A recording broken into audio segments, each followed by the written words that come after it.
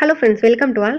9th standard Tamil new book தான் பார்த்துட்ருக்கோம். இப்போது கடைசியாக இருக்கக்கூடிய இயல் 9 தான் பார்க்க போகிறோம். இயல் 9ல் முதலாவது என்ன பாடம் கொடுத்துருக்காங்கன்னு பார்த்தீங்கன்னா, விரிவாகும் ஆளுமை. விரிவாகும் ஆளுமை இந்த பாடத்தை நம்மளுக்கு கொடுத்துருக்கிறது தனிநாயக மணிகள்.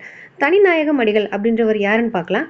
இவர் தமிழுக்கு தொண்டாற்றிய கிறிஸ்துவ பெரியார்கள் நிறைய பேர் இருக்காங்க இல்லையா, அதில் முக்கியமாக குறிப்பிடத்தக்கவர் யாருன்னு பார்த்தீங்கன்னா தனிநாயக மணிகள். நிறையா கிறிஸ்துவ பெரியார்கள் தமிழுக்கு தொண்டாற்றியிருக்காங்க. அதில் குறிப்பிடத்தக்கவர் பார்த்தீங்கன்னா தனிநாயக மணிகள். இந்த அடிகளாரின் சொற்பொழிவுகள் தமிழருடைய புகழை பரப்புறதையே குறிக்கோளாக கொண்டதாக சொல்கிறாங்க. இலங்கையில் யாழ் பல்கலைக்கழகம் அப்படின்ற ஒரு பல்கலைக்கழகத்தில் இவர் பேசிய அந்த பஸ்கர் நினைவு அறக்கட்டளை சொற்பொழிவு தான் நம்மளுக்கு இங்கே பாடப்பகுதியாக கொடுத்துருக்காங்க. இலங்கையில் யாழ் பல்கலைக்கழகத்தில் பஸ்கர் நினைவு அறக்கட்டளை சொற்பொழிவு. இவர் தன்னோட சொற்பொழிவு வாயிலாக உலகம் முழுவதும் தமிழின் புகழை பரப்பியிருக்காரு. தன்னோட சொற்பொழிவு வாயிலாக உலகம் முழுவதும் தமிழோட புகழை பரப்பியிருக்காரு. அகில உலக தமிழாய்வு மன்றம், அகில உலக தமிழாய்வு மன்றம் மற்றும் உலக தமிழாராய்ச்சி நிறுவனம், இது இரண்டும் உருவாக காரணமாக இருந்திருக்காரு. உலக தமிழாய்வு மன்றம் மற்றும் உலக தமிழாராய்ச்சி நிறுவனம். இவர் தொடங்கிய தமிழ் பண்பாடு அப்படின்ற ஒரு இதழ் இப்போ வரைக்கும் வெளிவந்து கொண்டு இருக்கிறதா சொல்கிறாங்க. தமிழ் பண்பாடு இதழ் தொடங்கினது யார்? தனிநாயக மணிகள். அது இப்போ வரைக்கும் வெளிவந்து கொண்டிருக்கு. இதான் இவரை பற்றின தகவல்கள். இந்த பாடத்தை பார்க்கலாம்.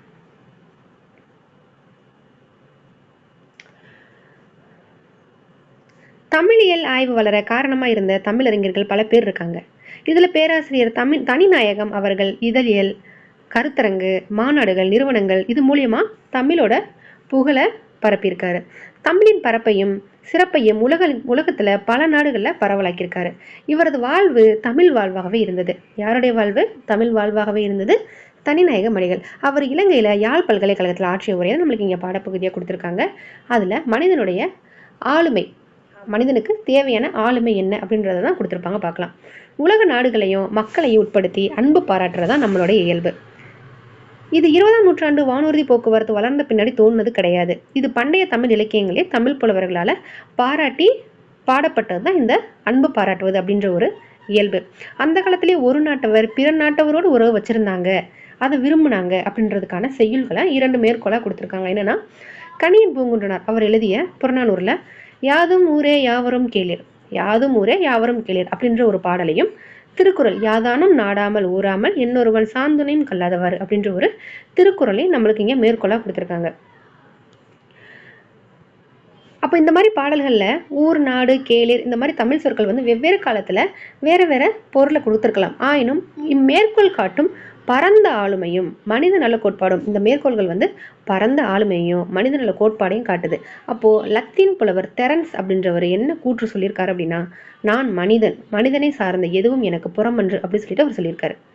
நான் மனிதன், மனிதனை சார்ந்த எதுவும் எனக்கு புறமன்று அப்படின்னு சொன்னவர் யாரு? லத்தீன் புலவர் தெரன்ஸ். 3 இலக்கணங்கள் அப்படின்ற தலைப்பு என்ன சொல்லியிருக்காங்கன்னா, முதிர்ந்த ஆளுமைக்கு 3 இலக்கணங்கள் இன்றியமையாதவை அப்படின்னு சொன்னவர் கோர்டன் ஆல்போர்ட்.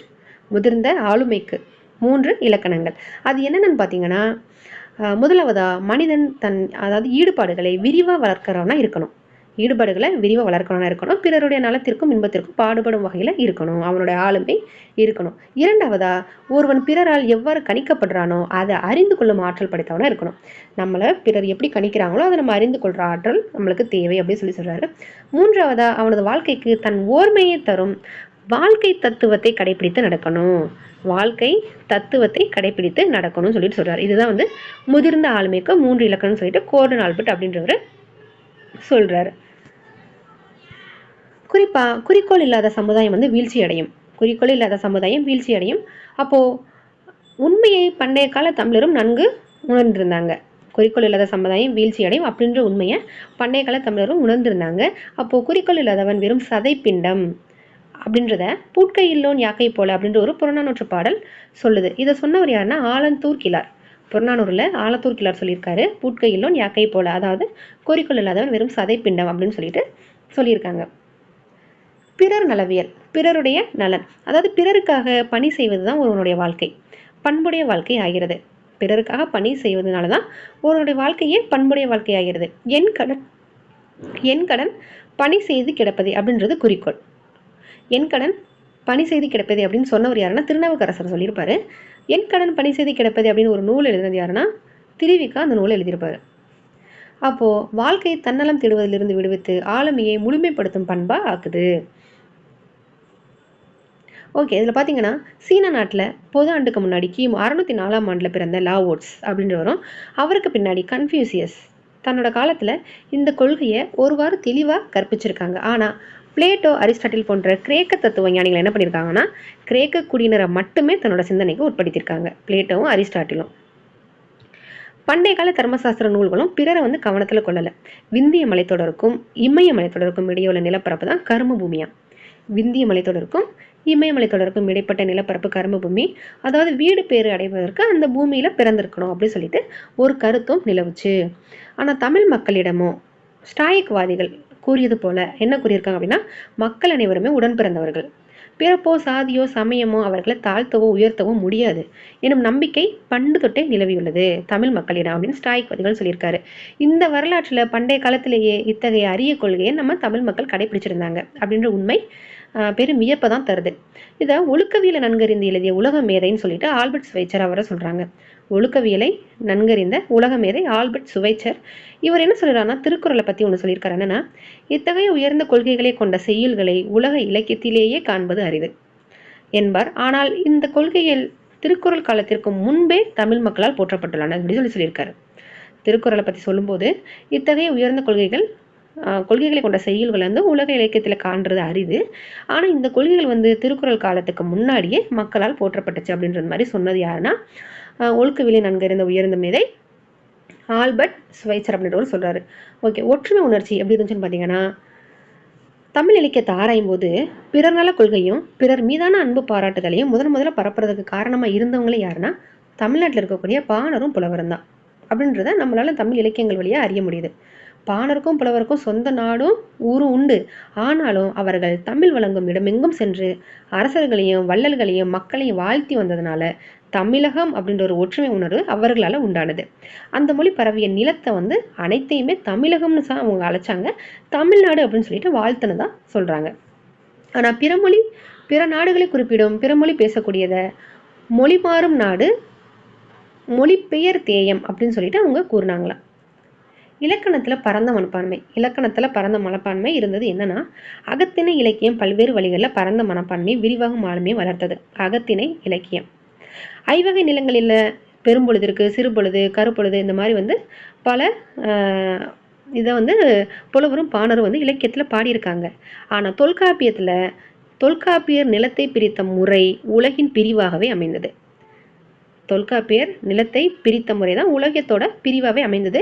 இதுக்கு தொல்காப்பியத்திலேருந்து ஒரு பாடல் மேற்கொள்ள கொடுத்துருக்காங்க. படிதிரை வையம் பாத்திய பண்பே அப்படின்னு சொல்லிட்டு ஒரு பாடல் கொடுத்துருக்காங்க. படிதிரை வையம் பாத்திய பண்பே தொல்காப்பியம்.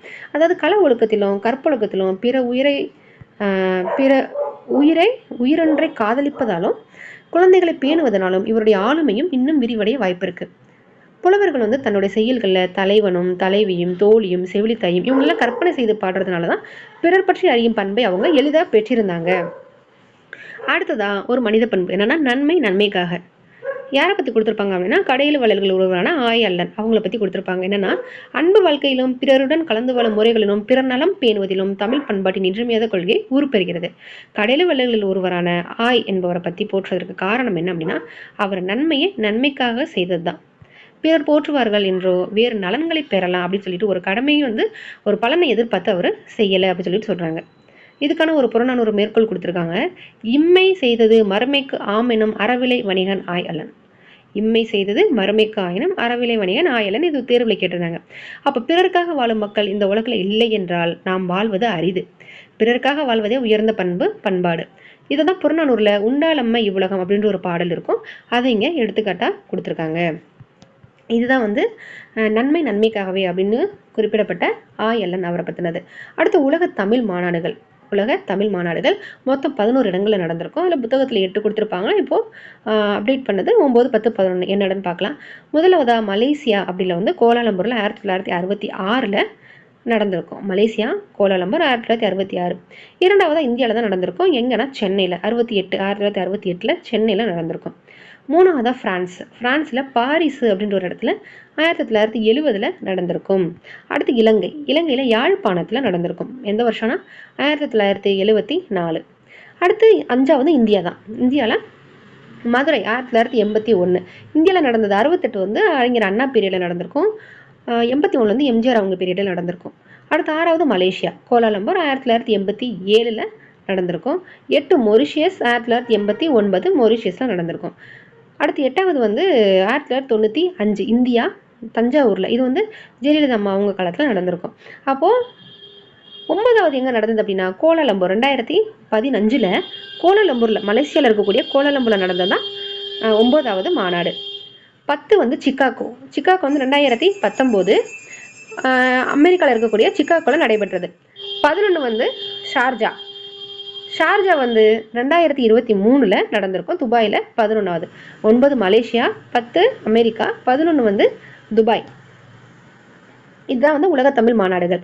இந்த 11 மாநாடுகள் தவிர்த்து கோயம்புத்தூரில் உலக செம்மொழி மாநாடு நடைபெற்றிருக்கும். தமிழ் செம்மொழி மாநாடுகள் கோயம்புத்தூரில் நடைபெற்றிருக்கும் 2010. ஓகே, அடுத்ததா பண்புடைமை என்னும் அதிகாரத்திற்கு உரை கண்ட பரிபெருமாள் பின்வருமாறு கூறியிருக்காரு. பண்புடைமை என்னும் அதிகாரத்திற்கு உரை கண்ட பரிபெருமாள் என்ன சொல்லியிருக்காரு அப்படின்னா, பண்புடைமையாவது யாவர் மாட்டும் அன்பினராய் கலந்து ஒழுகுதலும் அவரவர் வருத்தத்திற்கு பறிதலும் பகுத்து உண்டலும் பணி நாணுதலும் முதலான நற்குணங்கள் தான் பண்புடைமை சொல்லிட்டு பரிபெருமாள் அவர் சொல்லியிருக்காரு. ஓகே, இமய வரம்பு. இதுவரை வடவேங்கடம் தென்குமரி கிடைப்பட்ட நிலப்பரப்பில் விரிவான ஆளுமை வளர்ச்சியை கண்டோம். ஆனால் தமிழகத்தோட ஈடுபாடு தமிழகத்தோட நிற்கலை. வட இந்தியாவுடன் தொடர்புகள் வளர கங்கையும் இமயமும் அடிக்கடி தொகை நூல்களில் 10 பாட்டு 8 தொகை போன்ற தொகை நூல்களை எடுத்தளப்பட்டிருக்கு. இதுதான் வந்து 2 மேற்கோளாக கொடுத்துருக்காங்க. 2மே புறநானூறு பாடல் வரிகள் தான். என்னன்னா, இமயத்து கோடு உயர்ந்தன்ன தம் இசை நட்டு தீதியில் யாக்கையோடு மாய்தல் தவத்தலையே. இமயத்து கோடு உயர்ந்தன்ன தம் இசை நட்டு தீதியில் யாக்கையோடு மாய்தல் தவத்தலை அப்படின்னு சொல்லிட்டு கொடுத்துருப்பாங்க. என்னன்னா, புலவர்கள் குமரியாறு காவிரி ஆறு போன்ற மன நிறைந்த இடங்களை நீண்ட வாழ்க்கைக்கு உவமையா கூறுகிறார்கள். அத்துடன் கங்கையும் இமயத்தில் பெய்யும் மழையையும் உவமையா சேர்த்து கொள்றாங்க. அடுத்த புறநானூறு பாடல் என்னன்னா, இமயத்தீண்டி இன்குரல் பயிற்சி கொண்டல் மாமலை பொழிந்த நுண்பல் துளியினும் வாலிய பலவை அப்படின்னு சொல்லிட்டு ஒரு புறநானூற்று பாடல். சில புலவர்கள் இமயத்தையும் கங்கையும் தமிழ்நாட்டு மலைகளோட ஆறுகளோட சேர்த்தே பாடினதா சொல்றாங்க. அப்ப 2 பாடலுமே புறநானூற்று பாடல். அப்போ ஒவ்வொருவரும் சான்றோர் ஆகலாம். திருக்குறளில் பூட்கை மகன் அல்லது குறிக்கோள் மாந்தன் இயல்புகள் வந்து பல கூறப்பட்டிருக்கு திருக்குறள். அப்போ ஒருவர் வந்து ஒன்று பிறர்பால் அன்புடைமை, இல்லற வாழ்க்கையின் நோக்கம், ஈகை, விருந்தோமல் போன்ற பண்புகளால் தான் ஆளுமையை வளர்க்க முடியும். இது என்ன சொல்றாங்கன்னா, தமிழக மக்கள் சான்றோர் எனப்படும் குறிக்கோள் மாந்தனை பாராட்டிய காலத்துல இத்தாலிய நாட்டில் ரோமையர் சாப்பன்ஸ், அதாவது அறிவுடையன் சாப்பன்ஸ்ன்னு சொல்லிட்டு லட்சிய புரசனை அவங்க வணங்கி வந்தாங்க. ரோமருடைய சாப்பியன்ஸ் அல்லது சான்றோர் எனப்படுவன் வந்து சமுதாயத்திலிருந்து விலகி தன்னோட சொந்த பண்புகள் வளர்க்கிறவனா இருந்தான். ரோமருடைய சான்றோர் அரிதாகவே சமுதாயத்தில் தோன்றுவாங்க. ஆனால் ஸ்டாய்க்வாதிகள் அவங்க என்ன சொல்றாங்க அப்படின்னா, அவங்க லட்சிய மனிதர்கள் ஒரு சிலர் தான். அவங்க என்ன பண்ணுவாங்கன்னா, தனியாக தன் இல்லங்களில் வாழ்ந்து வந்தவங்க. திருக்குறளின் சான்றோரோ பலர் பெருமை, சான்றாண்மை, பண்புடைமை, நட்பு முதலான அதிகாரங்கள்ல இந்த சான்றோருடைய இயல்புகள் எல்லாம் சொல்லப்பட்டிருக்கு. ஒவ்வொரு மனிதனுமே சான்றோன் அதல் கூடும், அவனை அவ்வாறு ஆக்குறது கல்வியோட நோக்கம். அப்போ ஒவ்வொரு தாயும் தன் மகள் சான்றோன் ஆகணும் அப்படின்னு சொல்லிட்டு எதிர்பார்ப்பார். தன் பிள்ளையை சான்றோன் ஆக்குதல் தந்தைக்கு கடனே அப்படின்னு சொல்லிட்டு ஒரு புறநானூற்று பாடலை இங்க மேற்கோள் கொடுத்துருக்காங்க. சான்றோன் ஆக்குதல் தந்தைக்கு கடனே. அடுத்ததா, தமிழ் சான்றோன் சமுதாயத்திலேயே வாழ்ந்து தன்னால் இயன்ற வரை சமுதாயத்திற்கு பல நன்மைகளை செய்வான். யாரு? தமிழ் சான்றோன் வந்து சமுதாயத்திலேயே வாழ்ந்து தனக்கு இயன்ற வரை தன்னால் இயன்ற வரை வந்து சமுதாயத்துல பல நன்மைகளை செய்வான். இதுதான் வந்து என்ன சொல்றாங்கன்னா, பிசிராந்தையர் அப்படின்ற புலவர் வந்து கோப்பெருஞ்சோழனுக்கு கூறியது என்னன்னா, தமிழ் சான்றோர் பலர் வாழும் ஊரே வாழ்க்கைக்கு இன்பத்தை தருவதாகும். தமிழ் சான்றோர் பலர் வாழும் ஊரே வாழ்க்கைக்கு இன்பத்தை தருவதாகும் சொல்லிட்டு புறநானூறு அந்த பாடல் இருக்கக்கூடிய ஒரு பொருளை நம்மளுக்கு இங்க கொடுத்துருக்காங்க. அடுத்து, ஒன்றே உலகம். ரோம நாட்டு சிந்தனையாளர்களும் ஏறத்தாழ தமிழ் புலவர்களைப் போல அந்த காலத்துல ஒன்றே உலகம் அப்படின்ற கொள்கை தான் பாராட்டி வந்தாங்க. யாரு? ரோம நாட்டு சிந்தனையாளர்கள்.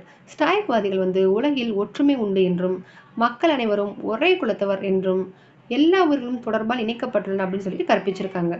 அப்போ ஒன்றே உலகம் என்ற மனப்பான்மையும் கொள்கையும் முதல்ல மேலை நாட்டுல ஸ்டாய்க்வாதிகளால தான் போற்றப்பட்டது.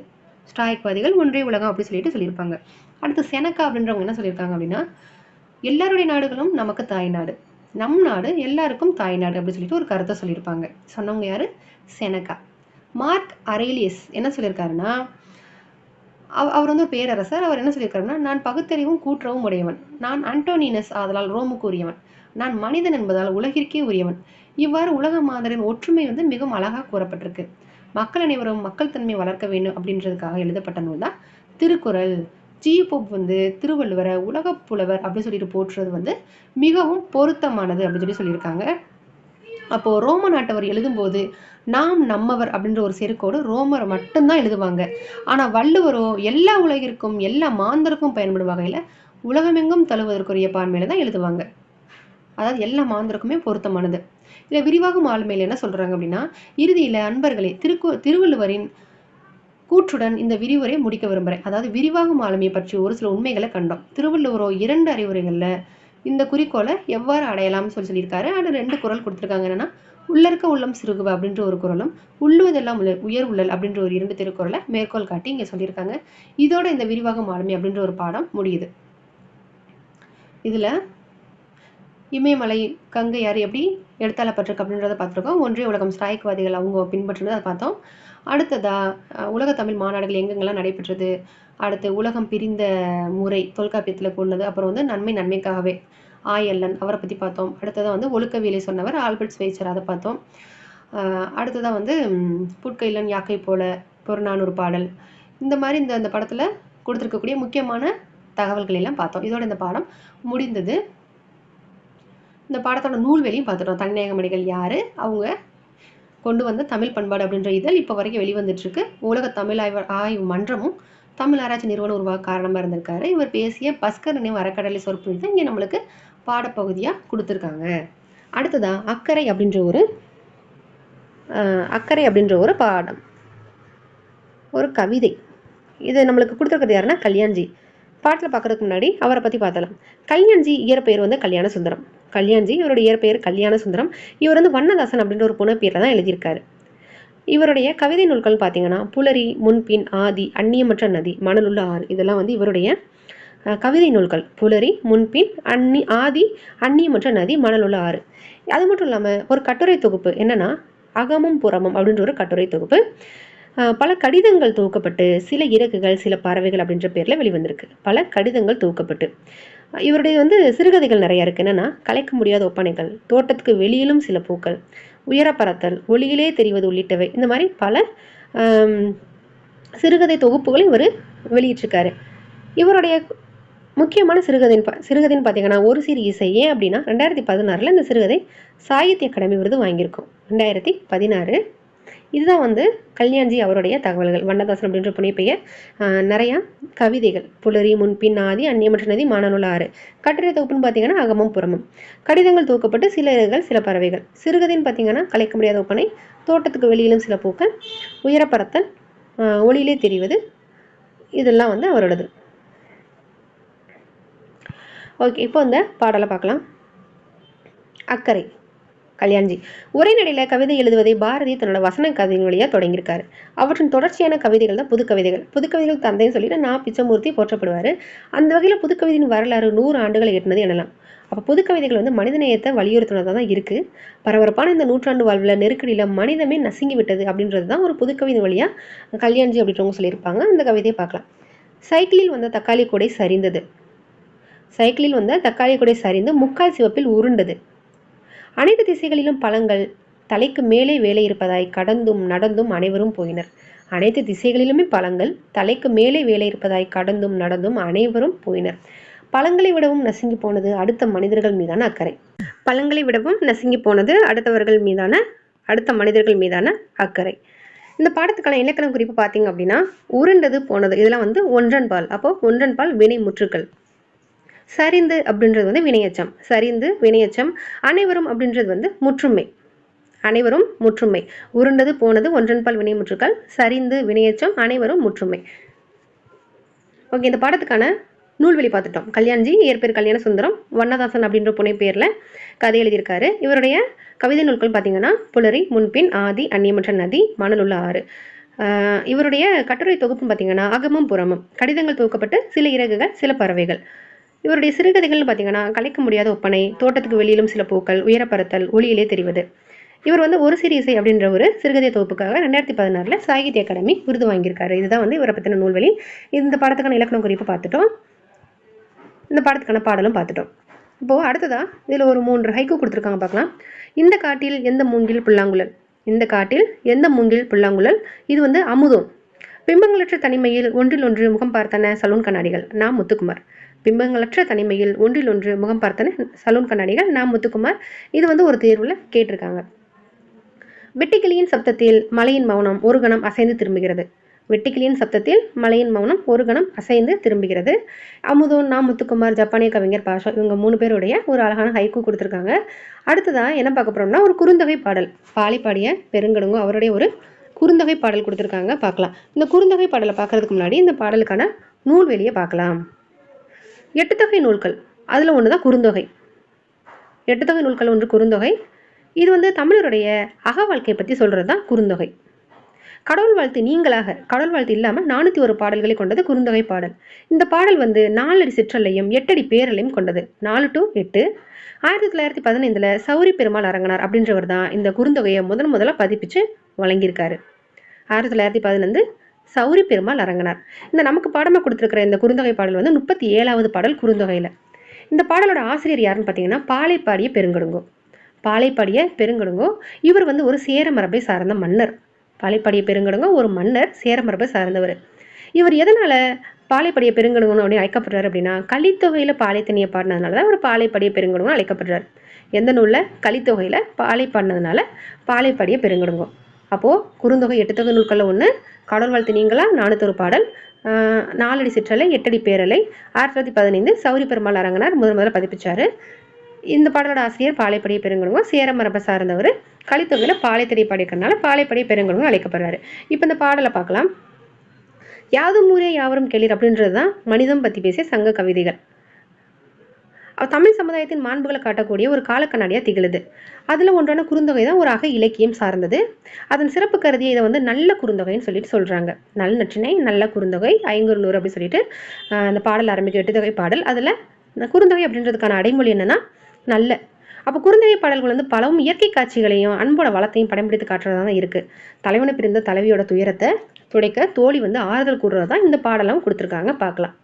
பாடலை பார்த்தீங்கன்னா நசை பெரிது உடையர் நல்களும் நல்லுவர். நசை பெரிது உடையர் நல்களும் நல்குவர். நசைன்னா என்னன்னா விருப்பம். நசைனா விருப்பம். அப்போது தலைவன் உன்னிடம் மிகுந்த விருப்பம் உடையவன். நல்களும் நல்குவர், நல்களும் நல்குவர். பிடிப்பசி களையிய பெருங்கை வேலம். பிடிப்பசி களையிய பெருங்கை வேலம். மென்சினை யா பொலிக்கும் அன்பின தோழி அவர் சென்றாரே. அன்பின தோழி அவர் சென்றாரே. என்ன சொல்கிறாங்கன்னா பிடிப்பசி களைய, பிடினா பெண் யானை, பெண் யானையின் பசிய களைய பெருங்கை வேலம். வேலம்னா பொதுவாக யானையை குறிக்கும், ஆனால் இந்த இடத்துல ஆண் யானையை குறிச்சிருக்காங்க. பெருங்கை வேலம், பெண் யானையின் பசியை போக்க பெருங்கை வேலம் என்ன பண்ணும் அப்படின்னா மென் சினை யா பொலிக்கும் அப்படின்னா மெல்லிய சினைனா கிளை, மெல்லிய கிளையுடைய அந்த யா அப்படின்ற மரத்தோட பட்டையை உரிக்கும். பொலிக்கும்னா உரிக்கும். யானா யாமரம், பாலை நிலத்தில் வளரக்கூடிய ஒரு மரம்னா யா, அதோட பட்டையை உரிக்கும், அதில் இருக்கக்கூடிய நீரை அருந்த செய்யும். இதை வந்து தலைவன் பார்த்து அன்பின தோழி அவர் சென்றாரே, அவர் வந்து செல்லும் வழியில் இதை பார்த்து உன்னுடைய ஞாபகம் அவருக்கு கண்டிப்பாக வரும், அப்போ அவர் உன்னை தேடி வருவார் அப்படின்னு சொல்லிட்டு தோழி வந்து தலைவிக்கு ஆறுதல் கூறுறது அந்த பாடத்தில் பொருளாக இருக்குது. என்னன்னா தலைவன் உன்னிடம் மிகுந்த விருப்பம் உடையவன், அவன் மீண்டும் வந்து அன்புடன் இருப்பான். பொருள் ஈட்டுறதுக்காக பிரிந்து சென்ற வழியில் பெண் யானையோட பசியை போக்குறதுக்காக பெரிய கைகளை உடைய, அதான் பெருங்கை வேலம், பெரிய கைகளை உடைய ஆண் யானை மெல்லிய கிளைகளை உடைய அந்த யாமரத்தோட பட்டையை உரித்து அதில் உள்ள நீரை பருக செய்த அன்பை வெளிப்படுத்தும். அந்த நீரை பருக செய்கிறத என்ன பண்ணுவார் அப்படின்னா தலைவன் பார்ப்பாரு. அப்போது அந்த காட்சி உன்னை அவருக்கு நினைவுபடுத்தும். எனவே அவர் வந்து விரைவன் வந்து உன்னை நாடி வருவார், வருந்தாது நீ ஆற்றியிருப்பாயாக அப்படின்னு சொல்லிட்டு தலைவிக்கு தோழி வந்து ஆறுதல் கூறுறது அந்த பாடம். நசை பெரிது உடைய நல்களும் நல்குவர். பிடிப்பசி களையிய பெருங்கை வேலம். மென் சினை யாம் பொலிக்கும் அன்பின தோழி அவர் சென்றாரே. இது ரொம்ப முக்கியமானது. 8 தொகை 10 பாட்டில் இருக்கக்கூடிய பாடல் எல்லாமே கேட்கலாம். அதை வந்து பாடலை பார்க்குறது ரொம்ப முக்கியமானது. இந்த பாடலுக்கான திணைன்னு பார்த்தீங்கன்னா பாலை. பாலைத்திணை. துறை வந்து தலைவன் விரைந்து வருவான் அப்படின்னு சொல்லிட்டு தோழி தலைவியை ஆற்றியது. இந்த குறுந்தொகை பாடலுக்கான சொல்லும் பொருள் பாருங்க. நசைனா விருப்பம், நல்கல்னா வழங்குதல், நசை விருப்பம், நல்கல் வழங்குதல். பிடினா பெண் யானை, வேழம் அப்படின்னா இந்த இடத்துல ஆண் யானைன்னு கொடுத்துருக்காங்க, களிர் தான் ஆண் யானை. அப்போ யா அப்படின்னா அது ஒரு வகையான மரம், பாலை நிலத்தில் வளரக்கூடிய மரம். பொலிக்கும்னா உரிக்கும், ஆறு வழி. நசை விருப்பம், நல்கல் வழங்குதல், பிடி பெண் யானை, வேழம் ஆண் யானை, யா ஒரு வகை மரம், பாலை நிலத்தில் வளர்வது. பொலிக்கும்னா உரிக்கும், ஆறுனா வழி. அப்போ இந்த பாடத்துக்கான இலக்கண குறிப்பை பாருங்க. கலை இய இய அப்படின்னு முடிஞ்சிச்சுன்னா நம்ம என்ன பண்ணுவோம், சொல்லிசை அலப்படை. இய அப்படின்னா சொல்லிசை அலப்படை. பெருங்கை மென்சினை அப்படின்றது வந்து பண்பு தொகைகள். பெருங்கை மென்சினைன்றது பண்பு தொகைகள். பொலிக்கும் அப்படின்றது வந்து செய்யும் எனும் வினைமுற்று, செய்யும் அப்படின்ற ஒரு வினைமுற்று. பிடிப்பசினா பிடினது பசி, அது அப்போ ஆறாம் வேற்றுமை தொகை. அன்பின அப்படின்றது பலவின் பால் அகிரிணை வினைமுற்று, அன்பின பலவின் பால் அகிரிணை வினைமுற்று. அப்போ இந்த குறுந்தொகை பாடலை பார்த்துட்டோம், இந்த பாடலுக்கான பொருளும் பார்த்துட்டோம், இது என்ன திணை துறை சொல்லும் பொருளும் பார்த்துருக்கோம், இலக்கண குறிப்பும் பார்த்தாச்சு, இந்த பாடலுக்கான நூல்வெளியும் பார்த்துட்டோம். அப்போ குறுந்தொகையை கம்ப்ளீட் பண்ணியிருக்கோம். அடுத்ததான் தாய்மைக்கு வறட்சி இல்லை, தாய்மைக்கு வறட்சி இல்லை. இந்த சிறுகதை நம்மளுக்கு கொடுத்துருக்கிறது சு சமுத்திரம். சு சமுத்திரம் இவரை பற்றி பார்த்துடலாம். சு சமுத்திரம் திருநெல்வேலி மாவட்டம் திப்பனம்பட்டியை சேர்ந்தவர். திருநெல்வேலியில் இருக்கக்கூடிய திப்பனம்பட்டியை ஒரு ஊரை சேர்ந்தவர். அவர் தன்னோட பெயரை போலவே ஆழமும் விரிவும் கொண்டு தான் எழுதுவார். அப்போ 300க்கும் மேற்பட்ட சிறுகதைகளை எழுதியிருக்காரு. வாடாமல்லி, பாலைப்புறா, மண் சுமை, தலைப்பாகை, காகித உறவு இதெல்லாம் அவர்களுடைய புகழ்பெற்ற சிறுகதைகள். என்னென்னா வாடாமல்லி, பாலைப்புறா, மண் சுமை, தலைப்பாகை, காகித உறவு. அது மட்டும் இல்லாமல் இவர் வந்து ஒரு நூலுக்காக சாகித்ய அகாடமி விருது வாங்கியிருக்காரு. எந்த நூல் அப்படின்னா வேரில் பழுத்த பலா. வேரில் பழுத்த பலா இது எந்த வருஷம் அப்படின்னா 1990. அது மட்டும் இல்லாமல் தமிழக அரசின் பரிசையும் ஒரு நூல் வாங்கியிருக்கு. என்னன்னா குற்றம் பார்க்கில் அப்படின்ற ஒரு சிறுகதை தொகுதி. குற்றம் பார்க்கின்ற சிறுகதை தொகுதி தமிழக அரசோட பரிசையும், வேரில் பழுத்த பலா வந்து சாகித்ய அகாடமி விருதையும் வாங்கியிருக்கு. இதுதான் இவரை பற்றின தகவல்கள். இவர் வந்து வளர்த்தம்மா அப்படின்ற ஒரு கதையும் எழுதியிருக்காரு. இவர் வந்து வளர்த்தது ஒரு வயதான ஒரு தாய், அவங்கள வந்து பெருமைப்படுத்துகிற விதமாக வளர்த்தம்மா அப்படின்ற ஒரு சிறுகதை எழுதியிருக்காரு. இது வந்து என் கதைகளின் கதைகள் அப்படின்ற நூலும் இவர் எழுதியிருக்காரு. இந்த கதை வந்து மனிதத்தை பற்றி பேசுகிறது தான். மனிதம் குறித்து எல்லா வகை இலக்கியங்களும் பேசுது. மனிதத்தை நிலைநாட்டவே சான்றோர் பலரும் முயல்கின்றாங்க. அப்போ எது வறண்டாலும் மனிதம் வறண்டு விடக்கூடாது அப்படின்றது பன்னெடுங்கால விளைவாகவும் செய்தியாகவும் இருக்குது. தமிழ் சிறுகதைகள் இதுக்கும் விதிவிலக்காக இல்லை. அப்போ தாய்மை வழியே மனிதம் காக்கப்படுறதா சு சமுத்திரம் இந்த கதையின் மூலியமாக உணர்த்துறதா கொடுத்துருக்காங்க.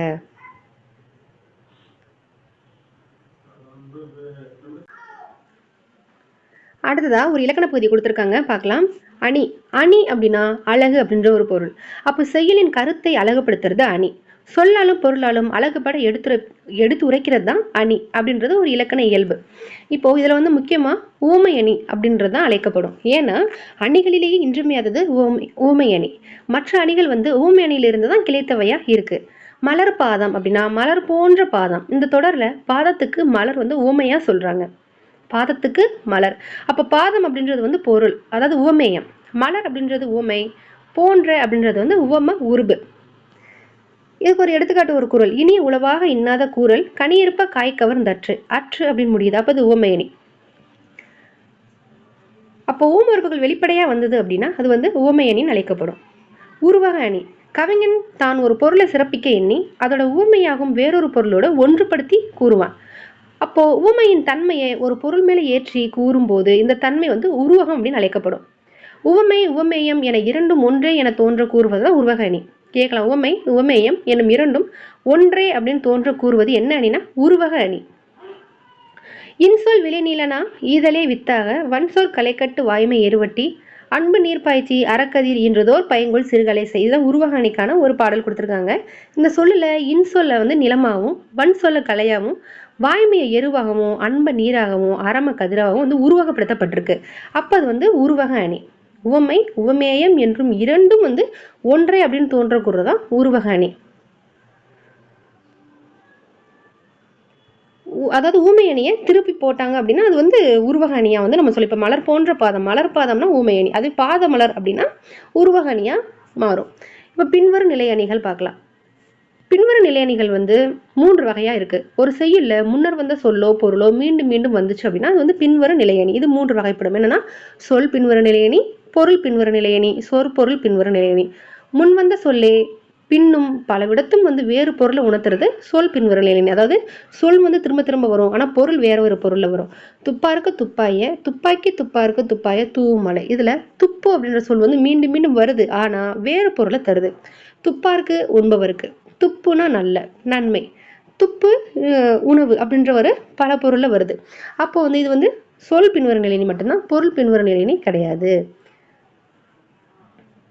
கேட்கலாம், அந்த குறளை கொடுத்து இது என்ன அணின்னு கேட்கலாம். அப்போ துப்பாருக்கு துப்பாய, துப்பாக்கி, துப்பாருக்கு துப்பாய, தூமலை. இது என்ன அணி அப்படின்னா சொல் பின்வரும் நிலையணி தான். அடுத்து பொருள் பின்வரும் நிலையணி. செயலில் முன் வந்த சொல்லின் பொருள் பல இடங்கள்ல வரும், ஆனா சொல் வேறையா இருக்கும்.